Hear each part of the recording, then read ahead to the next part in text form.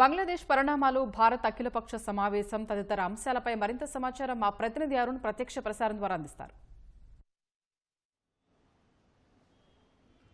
Thank you. బంగ్లాదేశ్లో జరుగుతున్నటువంటి తాజా పరిణామాల నేపథ్యంలో భారత ప్రభుత్వం కొంత అప్రమత్తమైంది.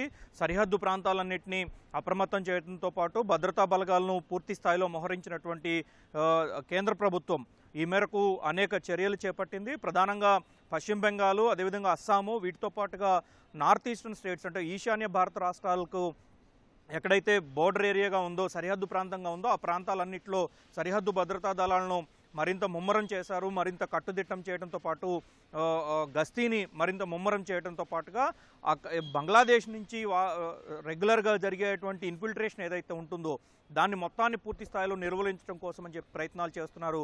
ఇందుకు అనుగుణంగానే అన్ని రకాల వ్యవస్థలను ఉపయోగించుకొని కట్టుదిట్టమైనటువంటి భద్రతా ఏర్పాట్లు, సరిహద్దు చెక్ పోస్టుల వద్ద కూడా అందుకు అనుగుణమైనటువంటి చర్యలు ముమ్మరంగా చేపట్టారు. వీటితో పాటుగా మరోవైపు కేంద్ర ప్రభుత్వం కీలకమైనటువంటి వ్యవహారంలో పొరుగున ఉన్నటువంటి ముఖ్యంగా భారతదేశం మాత్రమే సరిహద్దుగా ఉన్నటువంటి బంగ్లాదేశ్లో జరుగుతున్నటువంటి పరిణామాలు దేశంలో కూడా కీలకమైనటువంటి పరిస్థితులకి ప్రభావం చూపించవచ్చు అనేటువంటి ఉద్దేశంతో కేంద్ర ప్రభుత్వం అప్రమత్తమైంది. దానికి అనుగుణంగానే భారత ప్రభుత్వం అంతర్జాతీయ పరమైనటువంటి వ్యవహారాలు ఇవన్నీ చోటు చేసుకున్నాయి. కాబట్టి అందుకు అనుగుణంగా భారత ప్రభుత్వం బంగ్లాదేశ్ వ్యవహారంలో అనుసరించాల్సినటువంటి వైఖరి, ప్రస్తుతం ఇప్పటి వరకు అనుసరించినటువంటి వైఖరి, వీటన్నిటినీ ప్రధానంగా అన్ని పార్టీలకు, అఖిలపక్షం లోక్సభలో ప్రాతినిధ్యం వహిస్తున్నటువంటి అన్ని పార్టీలకు వివరించి అందుకు అనుగుణంగా చర్యలు చేపట్టడానికి ముమ్మరమైనటువంటి కసరత్తు చేస్తూ ఉంది. ఇప్పటికే ఈ మొత్తం వ్యవహారం పైన బంగ్లాదేశ్లో నిన్న చోటు చేసుకున్నటువంటి పరిణామాలు ప్రధానంగా ప్రధానమంత్రి హసీనా షేక్ అక్కడి నుంచి తప్పుకోవడంతో పాటుగా నిన్న సాయంత్రానికి ఢిల్లీ చేరుకోవడంతో పాటు ఇక్కడ కొంతకాలం పాటు ఆశ్రయం తీసుకునేటువంటి వ్యవహారం ఉంది. కాబట్టి కొంతకాలం పాటు ఆశ్రయం తీసుకోవడానికి ఆస్కారం కేంద్ర ప్రభుత్వం కల్పించింది. కాబట్టి ఆ మేరకు భద్రతాపరమైనటువంటి చర్యలు కూడా చేపట్టింది. అందుకు అనుగుణంగానే నిన్న సాయంత్రం భద్రతా వ్యవహారాల కేబినెట్ కమిటీ ఉన్నతాధికారులు అంటే హోంమంత్రిత్వ శాఖ, అదేవిధంగా విదేశాంగ శాఖ అంతర్గతంగా పహారా నిర్వహిస్తున్నటువంటి, అంతర్గతంగా భద్రతా ఏర్పాట్లు చేస్తున్నటువంటి పలు రాష్ట్రాలకు సంబంధించినటువంటి ఉన్నతాధికారులతో ప్రధాని కీలకమైనటువంటి సమీక్ష నిర్వహించారు.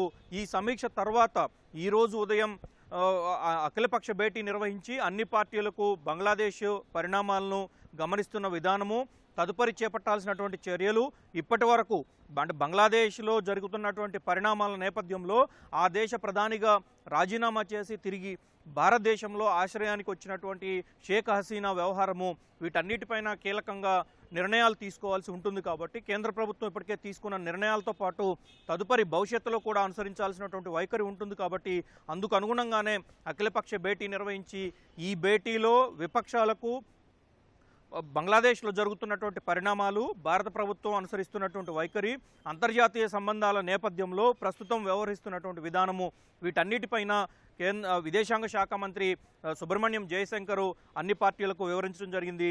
కేంద్ర ప్రభుత్వం తరఫున హోంమంత్రిత్వ శాఖ, హోంశాఖ మంత్రి అమిత్ షా, రక్షణ మంత్రి రాజ్నాథ్ సింగ్తో పాటుగా బీజేపీ జాతీయ అధ్యక్షుడిగా ఉన్నటువంటి కేంద్ర మంత్రి జేపీ నడ్డా, వీరితో పాటు రైల్వే శాఖ మంత్రి అశ్విని వైష్ణవ్ కూడా ఈ భేటీకి హాజరయ్యారు. విపక్షాల నుంచి కాంగ్రెస్ పార్టీ తరఫున, అదేవిధంగా ఎన్సీపీ, డిఎంకే, ఇలా టీఎంసీ తరఫున అన్ని పక్షాల నుంచి హాజరైనటువంటి ఈ భేటీలో కేంద్ర హోంమంత్రి భద్రతా పరంగా తీసుకున్నటువంటి చర్యలను వివరించడంతో పాటుగా బంగ్లాదేశ్కి మనకి మధ్య, బంగ్లాదేశ్కి భారత్కు మధ్య నడుస్తున్నటువంటి రైళ్లను ఇప్పటికే గత నెల 19వ తేదీ నుంచే నిలుపుదల చేశారు.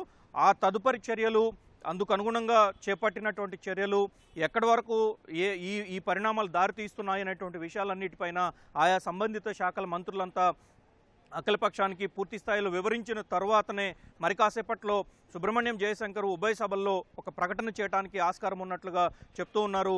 మరోవైపు షేక్ హసీనా ఎంతకాలం పాటు భారత్లో ఉంటారు, ఎంతకాలం పాటు భారత ఆశ్రయం పొందుతారు, ఆ తర్వాత చేపట్టాల్సినటువంటి విధి విధానాలు ఏంటి, వీటితో పాటుగా బంగ్లాదేశ్లో శాంతియుత పరిస్థితులు నెలకొనేందుకు భారత ప్రభుత్వం తరపున చేపట్టాల్సినటువంటి చర్యలు ఏంటి అనేటువంటి విషయాలన్నిటిపై కూడా పూర్తి స్థాయిలో చర్చించినట్లుగా తెలుస్తూ ఉంది.